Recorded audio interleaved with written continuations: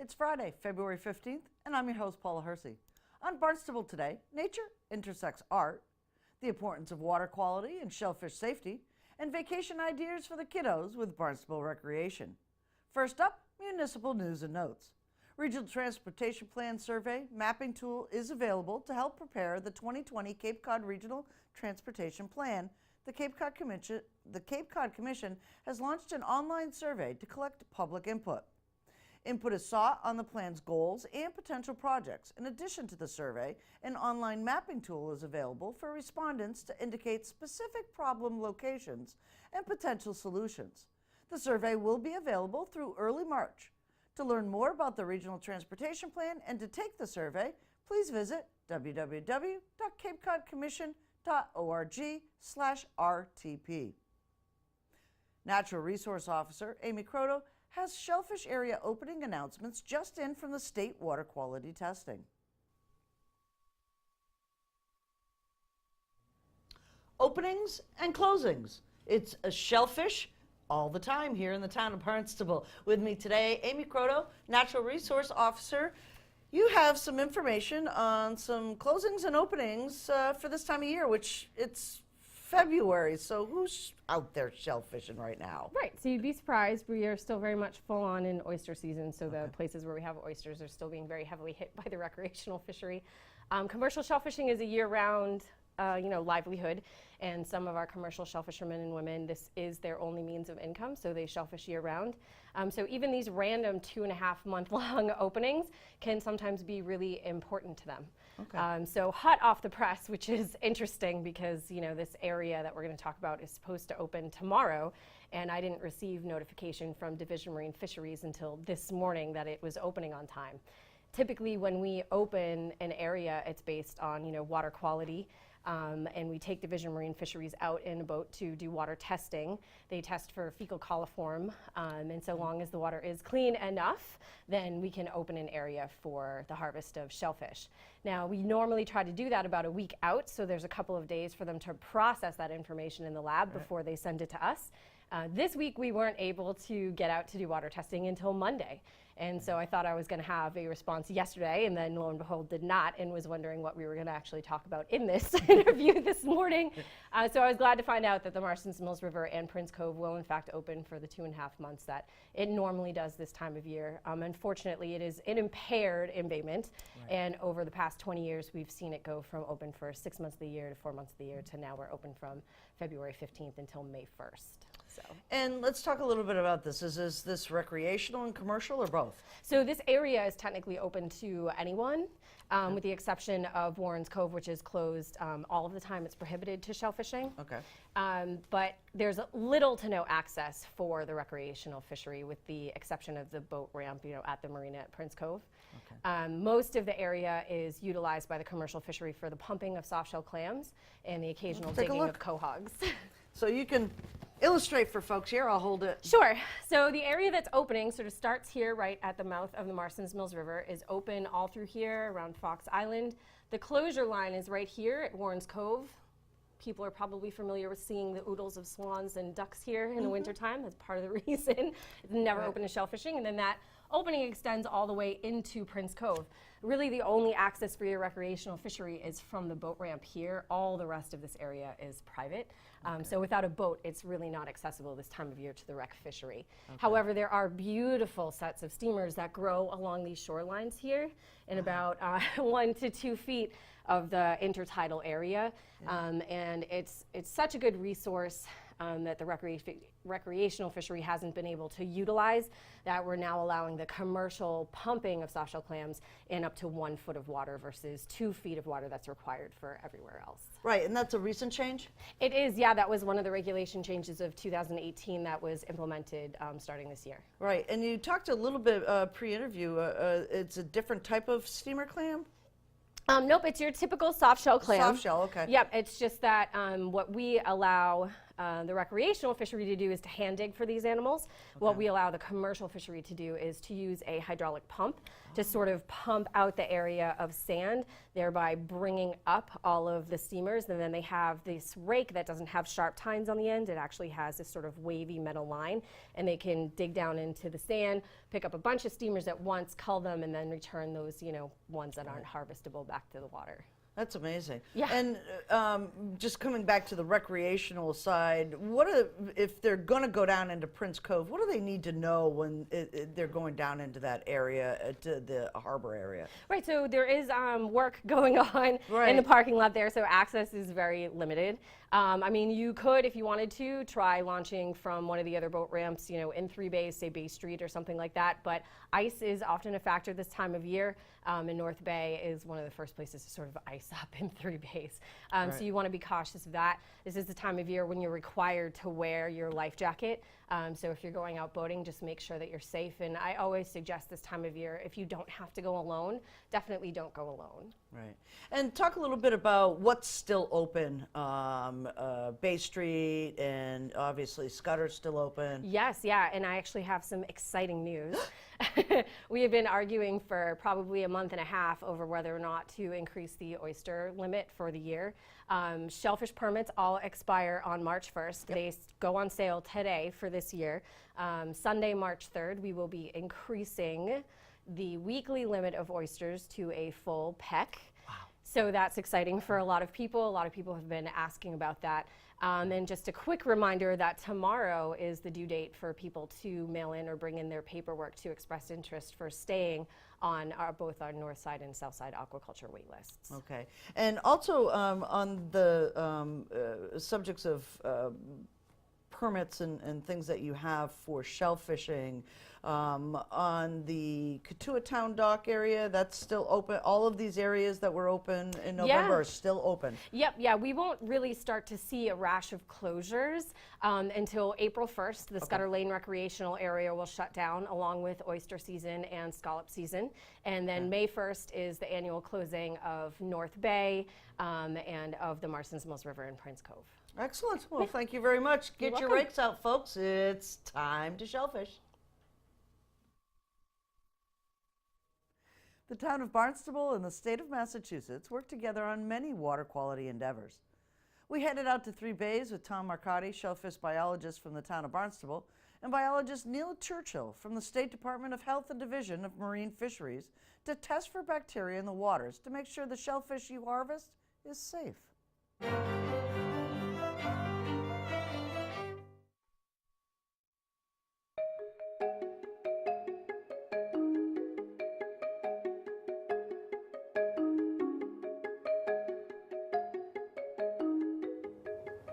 Why don't we start, Neil, Station 4, and we'll do 11.5, and that'll be part of the Katuah.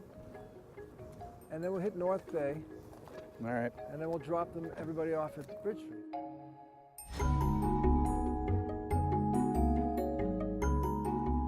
We're required to sample every area that's open to shellfishing 5 times a year.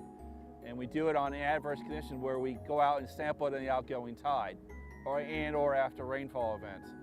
And part of the process that we do that, we go to every area has a number of stations in it based on how big the area is and or how complicated the area is in terms of pollution sources coming in. So it's usually anywhere from 3 to 16 stations in an area. It all depends on how complicated the area is. I mean, a big open coastal area will have like 3 stations. You know, this here we have North Bay has like 8. It all depends on how complicated the area is and what's going on. Okay. Inside the bottles are sterile because we autoclave. What you want to do when we get to the station, take off the cap. Don't touch the inside of the cap, inside the bottle. And you hold the bottle so the open side down, go down at least a foot, invert it like that, let all the air come out, bring it back up to the surface, pour off the top inch, and then cap it. The reason you do that is that you get down below the surface, so you avoid any surface scum at all.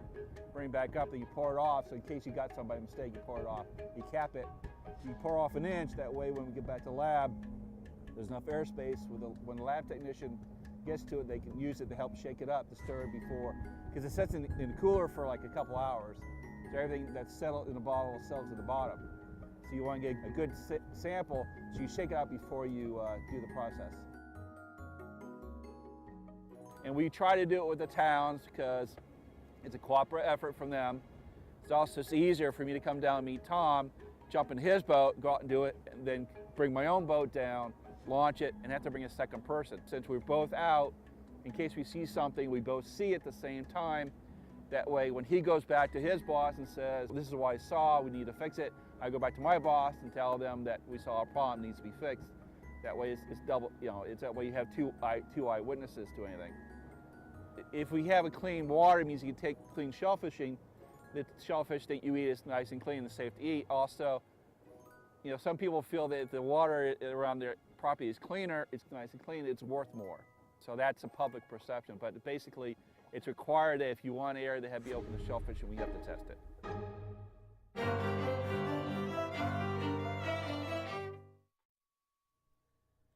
Nature inspires art in all forms and can be a bridge that intersects disciplines. A morning out at Sandy Neck with Barnstable High School fine arts students inspired Channel 18's video specialist Chris Letta and video assistant Stone Dow to step outside the norms of recording government meetings to produce a short documentary on the experience of making art.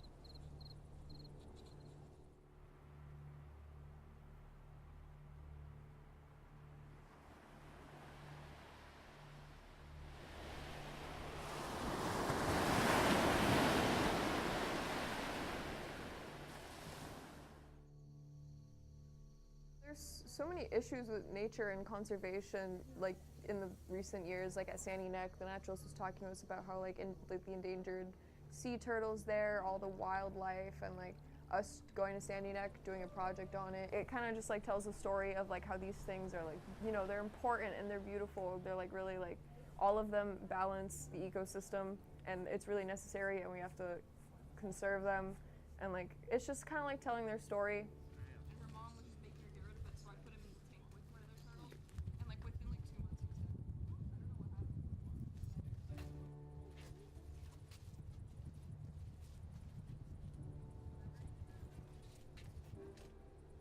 And you can see this little tiny point right here. That's its egg tube. For art, it's a great inspiration. Like I said, it inspired me when I normally don't do much like that. So it's always going to be a source. Nature's always going to be there, or hopefully will always be there. And on that note, it's really important for us to talk about that stuff and work on types of projects like these, because there are problems with nature being taken away, and erosion and deforestation. So you really need to make people notice stuff like that and work towards bettering the problems that we have. And to feed, and when they're a little bit older, they're going to eat snails and they'll eat little tiny fish. But this is going to fuel him, keep him alive until he makes his way out to Mars.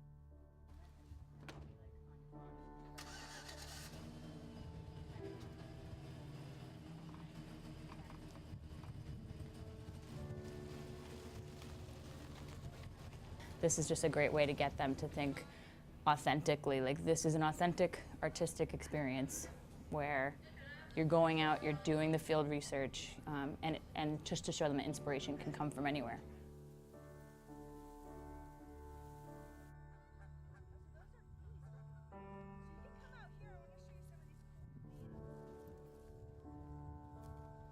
It felt really nice and kind of like free and really comfortable for me to be out there. Felt like that's where I should be, in nature. It's really nice being out in nature, and I feel like every time I go out, I gain a lot from it. It's just like really beautiful to see it all, and I don't get that many chances to go out and see that much.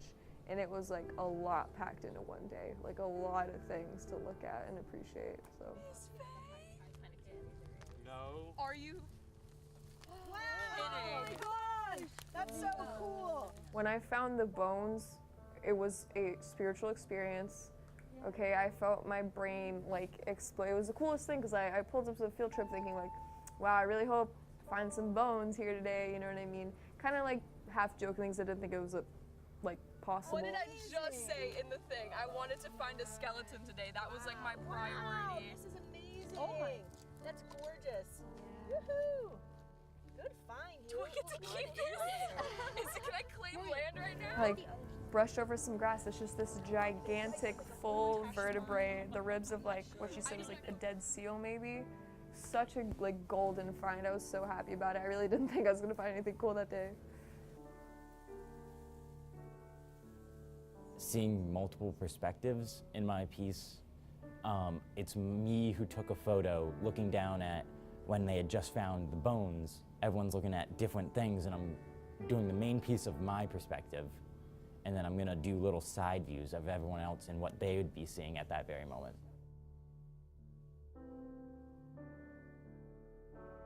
I started out with a piece of paper, and then I put some plants on it, like plants that I had pressed before in my sketchbook.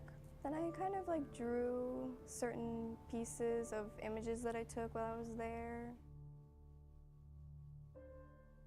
Just kind of took different fragments from the day that I liked and started to put them together and change their form a bit.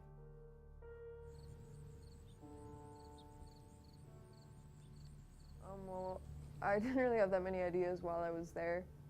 Not that I remember, but later I was going through the pictures of like things I wanted to use maybe, and I thought that the mushrooms were really cool. The ones we saw there, they were like this big, so I just kind of wanted to like blow them up more. And like I don't get to work with ceramics that often, but I feel like I'm like pretty all right with ceramics. I really like using it, so I just figured I'd go with that.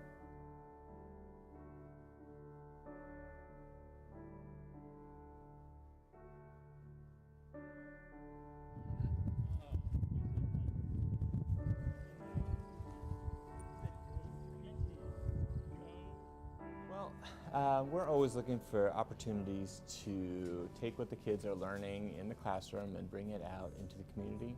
Whether that is them applying what they know to some idea or place, or pulling references from some experience, or if it's exhibiting in a different situation. So the Sandy Neck Project is kind of an attempt to get them to do all those things. But on that day, they had a response to the plays that was pretty cool. They had an enthusiasm for what they were seeing out there and sharing it together. And it was neat to see high schoolers respond to something like kids. They don't always do that. They don't always have the freedom to do that socially, to do that. And they really did as a group. It was a joyful experience for them, or at least it seemed like it. So that was something I've learned from them, from this group. You don't always see that, it was cool. I loved seeing their reaction while they were at Sandy Neck, like they were like little kids again, in this sense of wonder and how they've been to this place a bunch of times, but it was like looking at it with fresh eyes. So I learned that they were able to take on that persona, which is kind of interesting. That is a precious commodity in our day and age. It's tough being a kid these days. They have a lot of pressures on them, lots of expected of them, and it's different even than people that were in high school not that long ago, 10 years ago. It's a different world now with a different set of demands for young people. So to see them having an opportunity to be kids, which they should be kids, they are kids. Even if they're young adults, they should still be connected with that part of themselves. It's great. That's what you want.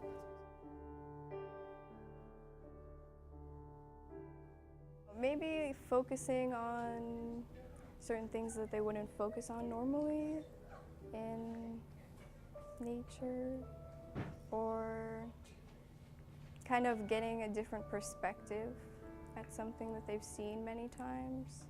It's really cool to have something in Town Hall. I've never really pushed out my art to any big source like that. I've never really pushed any of my projects out to a source like that where it'd be open to so many people. People will be able to see it, people will get to look at it, and if even one person looks at it and says, that's really cool, I want to go do something else, then I've done enough. I'm pretty proud that something I made is at Town Hall. I really like that people are going to be able to see it, and I hope people are going to ask questions about it, you know what I mean, where it came from. I hope people know that it came from Sandy Neck along with all the other projects, and they also feel the need to want to go out there and see these things for themselves, you know what I mean? I guess the biggest thing that I hope for with the public seeing our students' work is that they will never underestimate a high school student and their abilities. There's so many intellectual responses that I'm sure you've heard of in the interviews, that these kids are so much deeper than maybe some people assume when they're looking at a high school student, and I think this is a great way to show them what they can do.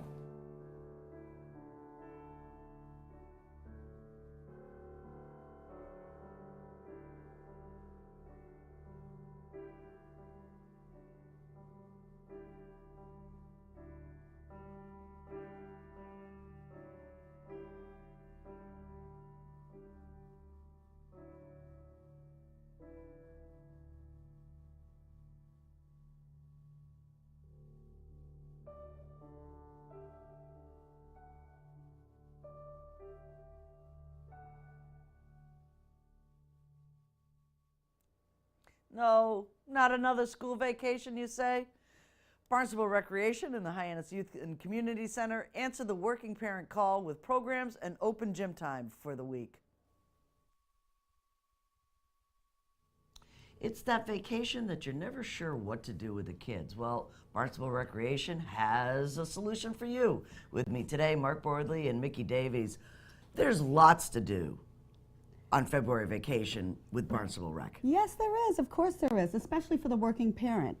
So you can always drop your kids off at our February vacation program. Make sure you register for that. We have about 5 spaces left for that program. Great program, which runs from February 19th on Tuesday all the way through Friday, February 22nd. And it is from 8:30 until 4 o'clock. So if you're a working parent, it's a great place for your kid to go for a nice productive day, having fun with great staff, arts and crafts, games, a little cooking, field trips. So a lot of great things to do.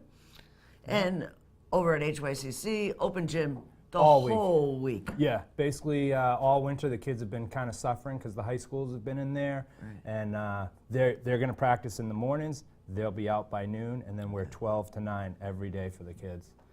The gym will be open, the game room will be open, the cafe will be open. They'll be skating during the week every day.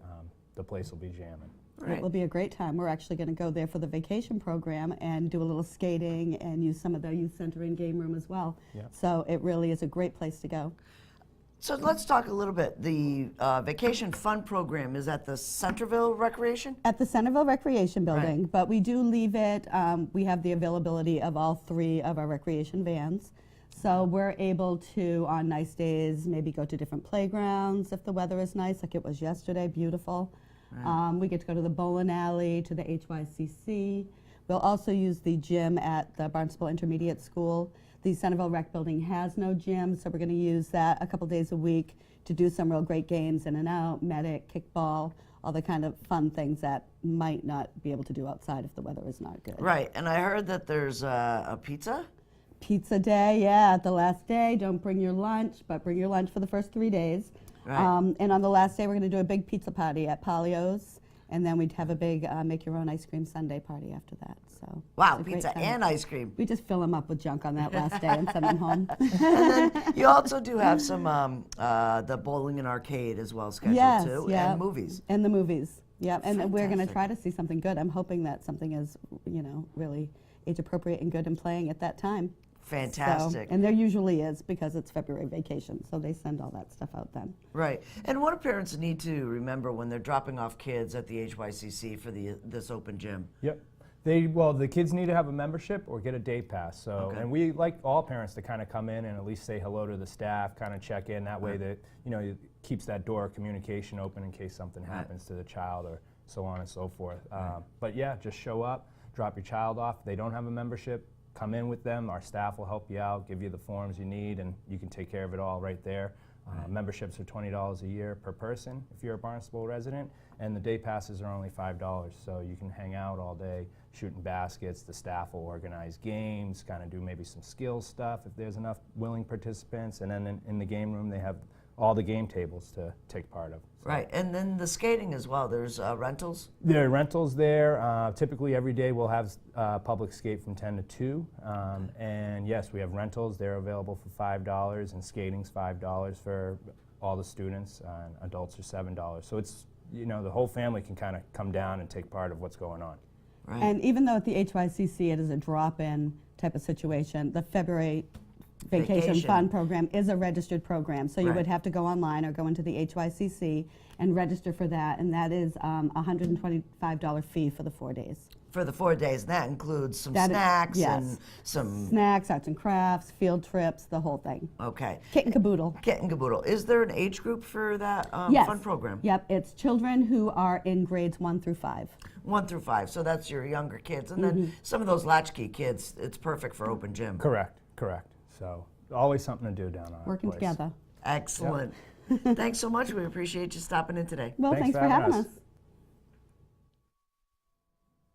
Here's a look at things to do, places to go, and people to meet. The language used by those who fought for freedom and equal rights for all people is uniquely powerful and beautiful. Make plans to attend the Let Freedom Ring Music and Poetry of Black History on February 19th from 11 to 12 p.m. at the Hyannis Public Library. This moving show with the nationally recognized Bright Star Touring Theater celebrates those words and brings them to life. This event is co-sponsored by the Zion Union Heritage Museum. Best for grades 3 to adult. The event is free and open to the public, no registration necessary. Now for a look at upcoming meetings for boards, commissions, and committees.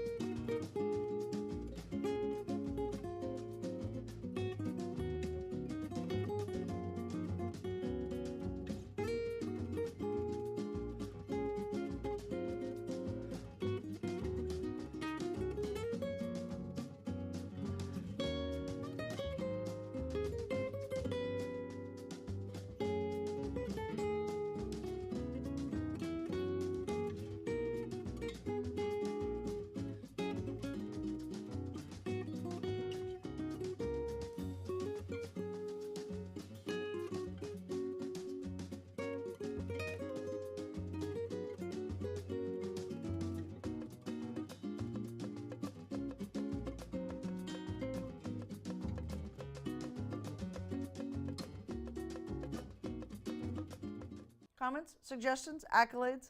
Connect with us on Facebook and Instagram, email us, or send us an old-fashioned note by carrier pigeon. Channel 18 works for you. I'm Paula Hersey, and thank you for watching Barnstable Today.